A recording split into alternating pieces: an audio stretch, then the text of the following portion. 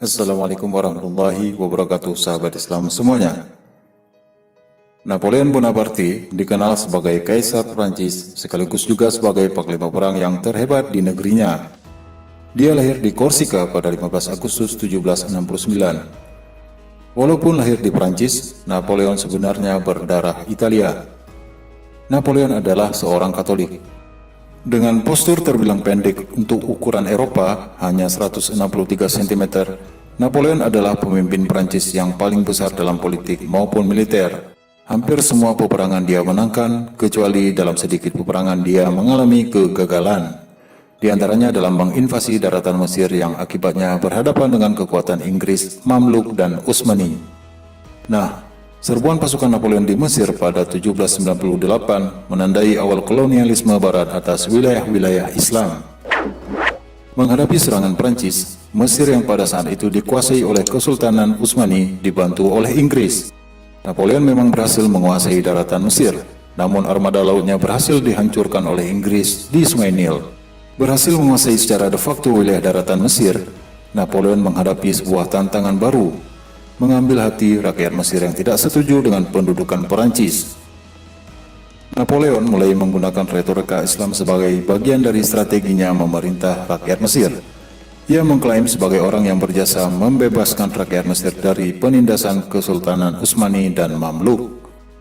Napoleon juga mengadakan pendekatan dengan ulama karismatik Mesir yang berada di Alexandria, Sheikh al-Masiri. Beliau adalah salah satu ulama yang kooperatif dengan pendudukan Perancis di Mesir. Napoleon menawarkan pertemuan dengan Sheikh al-Masiri untuk membicarakan kemungkinan penerapan syariat Islam di Mesir sesuai dengan interpretasi para ulama, bukan syariat Islam yang selama ini dipraktikkan oleh Kesultanan Utsmani. Untuk menaklukkan hati rakyat Mesir, Napoleon juga mengikuti berbagai tradisi yang bernuansa Islam, seperti yang disebutkan oleh Juan Kuhl dalam bukunya Napoleon's Egypt Invading Middle East. Napoleon bahkan membiayai festival Maulid Nabi Muhammad SAW. Setelah itu, Napoleon memang berhasil mengambil hati sebagian besar rakyat Mesir, sehingga mereka memanggil Napoleon dengan sebutan Ali Bonaparte, yang merujuk pada nama sepupu Rasulullah SAW, Ali bin Abi Thalib. Orang arkeolog yang mengkhususkan diri dalam masalah Islam dan Koptik, Sameh al-Zahar, menjelaskan bahwa di awal ekspansi Napoleon ke Mesir, dia mengadakan perayaan ulang tahun Nabi Muhammad.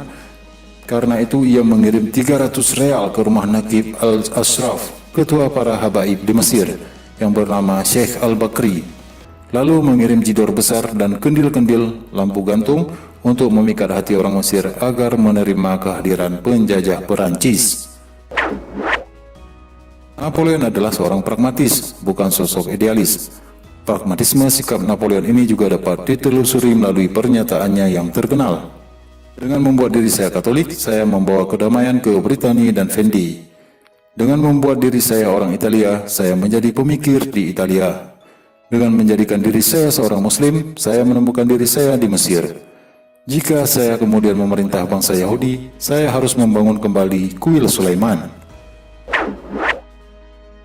Banyak isu yang menjual bahwa Napoleon telah memeluk Islam, namun sebenarnya hal itu tidaklah benar. Ulama Al-Azhar, Syekh Abdullah Al-Syarqawi, memang sempat menawarkan kepada Napoleon melalui panglima jenderalnya untuk pindah ke agama Islam agar mendapat legitimasi sakral dari umat muslim.